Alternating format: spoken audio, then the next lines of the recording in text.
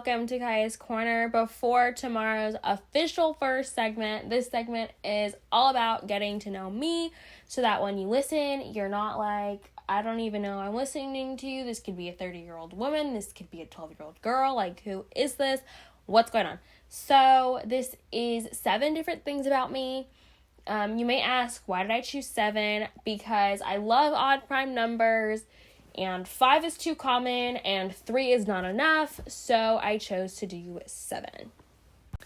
So before we get into the 7 interesting facts, I'm going to give you a super quick, basic rundown of who I am. So my name is obviously Kaya Bryant. You guys know that. I was born on May 7th, so my birthday is actually in less than 2 weeks. I am studying mass communications and media studies at Johnson & Wales University. I absolutely love people and connecting with people. And my favorite color is pink. So I'm very girly, very into clothes, shoes, bags, shopping. Very, very sassy.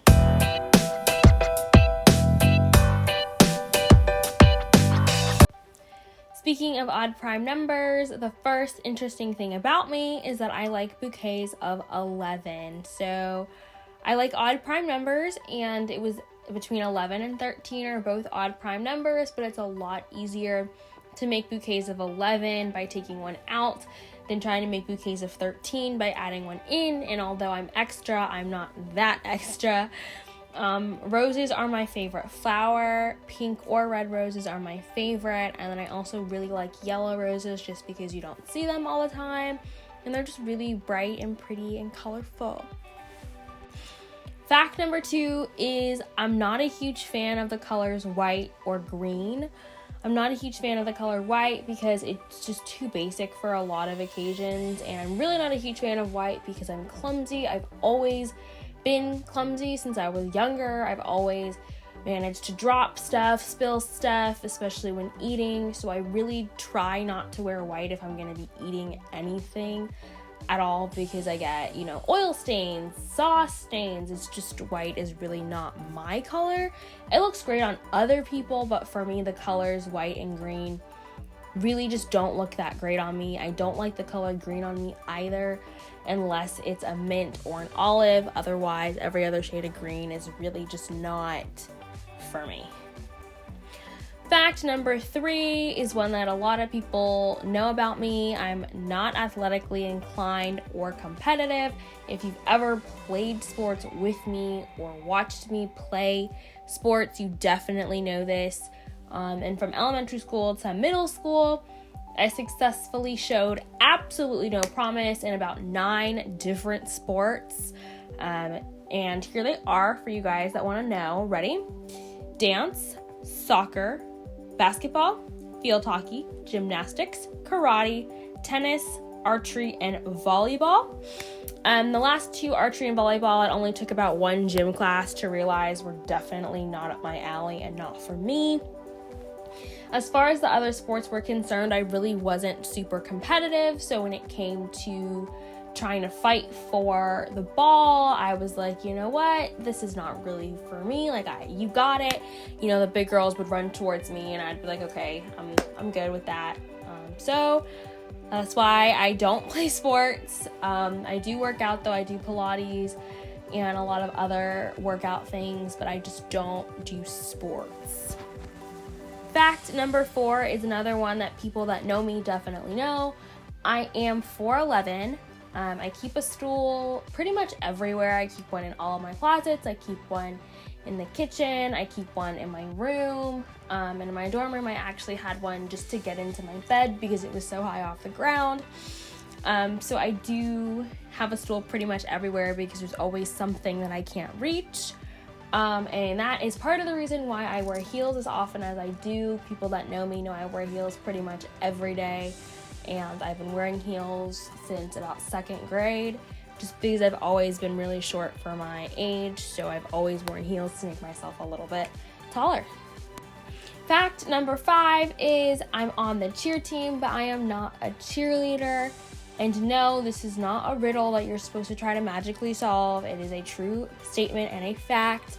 I am the social media coordinator for the cheerleading team, so I don't actually cheer.